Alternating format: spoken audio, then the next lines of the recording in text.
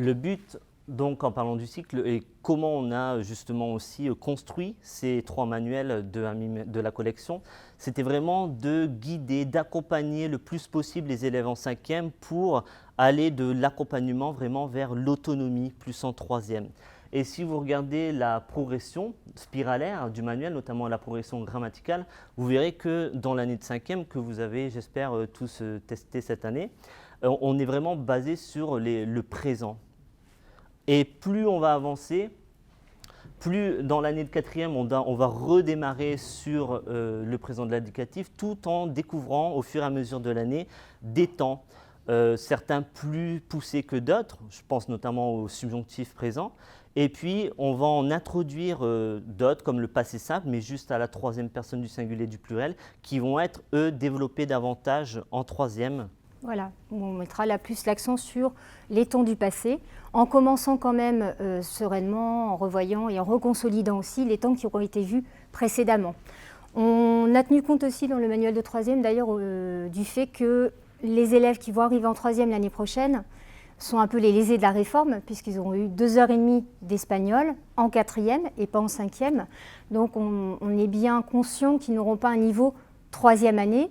Et donc il y a possibilité vraiment de cibler, je pense que la première année il faudra cibler certains objectifs des Memorisa qu'on vous propose dans les passos, de cibler des documents, il y a toujours des documents plus accessibles et d'autres un peu plus difficiles, et ce sera normalement ce serait possible vraiment d'adapter à des élèves qui arrivent en 4e, de 4e avec 1 an d'espagnol, où là on ne pourra pas tout voir dans le livre, mais on pourra piocher et ça peut s'adapter, pour ensuite l'année suivante exploiter vraiment davantage encore le livre, puisque les élèves seront de vraies 3e années d'espagnol. Ça c'est important aussi, parce que je pense que ça nous préoccupe tous aussi, de récupérer des élèves qui n'auront fait qu'1 an avec une demi-heure en moins par rapport aux années précédentes. Cette progression spiralaire, elle existe aussi en ce qui concerne le lexique. Vous voyez ici la progression lexicale sur les 3 années. Juste un exemple en ce qui concerne par exemple le lexique des relations. On s'est focalisé davantage sur le lexique de la famille en 5e pour poursuivre sur le lexique de l'amitié en 4e et celui des relations amoureuses en 3e. Donc ce lexique, il est vraiment rebrassé au fur et à mesure pour accompagner les élèves, pour se remémorer les choses des années précédentes, mais tout en apportant des nouveautés. Je pense notamment aussi au lexique des qualités, des défauts qui a été introduit en début d'année en 5e et qui est repris en 4e, mais de manière plus poussée, sur la séquence de l'amitié pour voir justement les qualités et les défauts des amis. Donc, c'est d'ailleurs Jérôme qui avait travaillé sur cette page, me semble-t-il. Donc, vous voyez, le but, c'est vraiment d'apporter des nouveautés thématiques, lexicales, grammaticales, pour ne pas lasser l'élève. Ça, c'est important, parce que maintenant, sur 3 ans, on se retrouve aussi avec cette difficulté de ne pas lasser l'élève, mais en offrant de nouvelles découvertes et puis surtout en accompagnant les élèves, en prenant le temps de bien acquérir les choses, de bien consolider ses connaissances et ses compétences.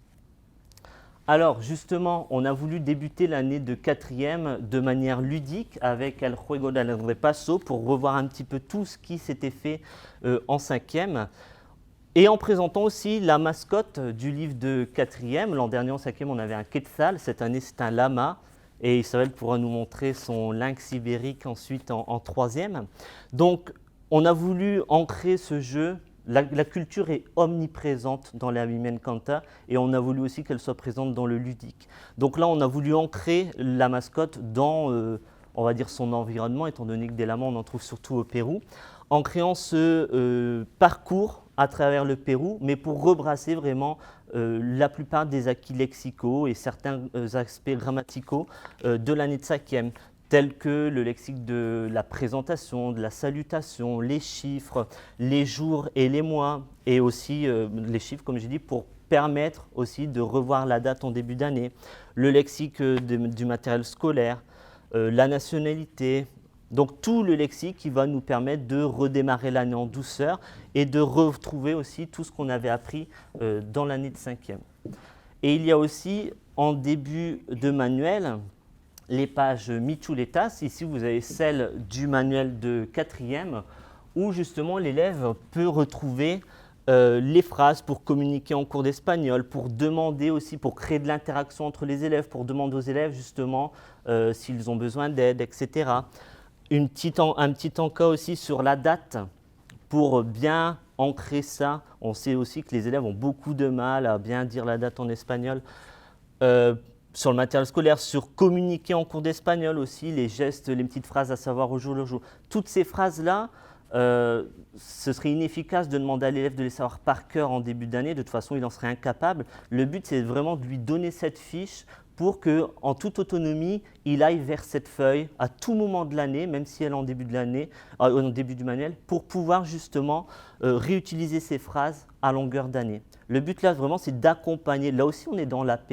Accompagnement personnalisé de l'élève. On lui donne une aide pour qu'il puisse s'exprimer en toute autonomie tout au long de l'année scolaire. En troisième, il y a 3 pages de chuletas. De la page 10 pour à pouvoir la page enrichir 12. encore un petit peu les expressions de communication que les élèves pourront employer en cours, puisqu'ils auront déjà acquis certaines expressions. On sait bien que dans le début d'année, malgré tout, il faut les revoir, mais elles vont surtout servir de référence en fait pendant les cours tout au long de l'année. Et se fera une mémorisation finalement un peu inconsciente par la répétition de ces expressions. Donc ce sont vraiment des antisèches auxquels les élèves ont un accès autorisé pendant l'année. Voilà.